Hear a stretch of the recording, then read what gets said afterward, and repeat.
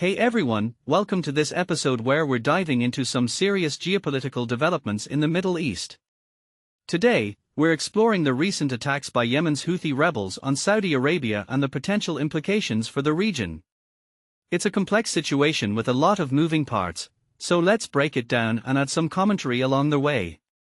First off, the Houthis, backed by Iran, have claimed responsibility for an attack on an Aramco refinery in Saudi Arabia. This isn't an isolated incident, it's part of a series of missile and drone attacks targeting Saudi infrastructure and shipping in the Red Sea. The Houthis say it's a response to Saudi drone breaches in Yemeni airspace. This escalation is a major concern, as it threatens to reignite Yemen's civil war, which had been on a fragile truce since 2022. Personally, I think this is a critical moment for the region. Yemen's civil war has already caused immense suffering and displacement, and a renewed conflict could be devastating. The involvement of Iran adds another layer of complexity, as it's a key player in the region with its own agenda. Now, let's shift our focus to Iran and its stance on negotiations with the US. Iran's foreign minister has stated that talks cannot resume until the US addresses its violations of the Memorandum of Understanding. Iran wants the US to correct its behavior and end the war, lift sanctions, and release frozen assets. It's a tough stance, and it's clear that Iran is not backing down. What makes this really interesting is the potential impact on the Strait of Hormuz.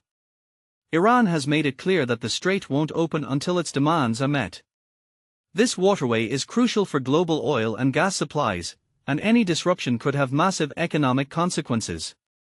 It's a high-stakes game of diplomacy and power dynamics. Speaking of power dynamics, the Pentagon is pushing for a boost in weapons production. The war with Iran has depleted US stockpiles of advanced missile interceptors, and the Pentagon wants to ensure it can keep up with the threat. This increase in arms production is a worrying sign of the potential for further escalation. In my opinion, this highlights the arms race mentality that often accompanies these conflicts.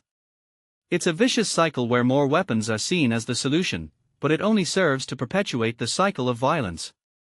Now, there's a potential deal in the works between Iran and Oman to reopen the Strait of Hormuz. This temporary agreement would allow ships to pass through specific routes without fees, effectively bypassing the blockade. It's an interesting development, as it could provide some relief to the global energy market. However, from my perspective, this deal is not a long-term solution. It's a temporary fix that doesn't address the underlying tensions and conflicts in the region. Until those issues are resolved, the potential for further disruptions remains high. So, as we wrap up, it's clear that the situation in the Middle East is complex and volatile. The attacks by the Houthis, Iran's demands, and the arms race all contribute to an increasingly tense atmosphere. It's a reminder of the fragility of peace and the potential for rapid escalation. I hope this breakdown has given you some insight into these developments. Remember, these are just my interpretations and reflections, and I encourage you to do your own research and form your own opinions. Stay curious, and I'll catch you in the next episode.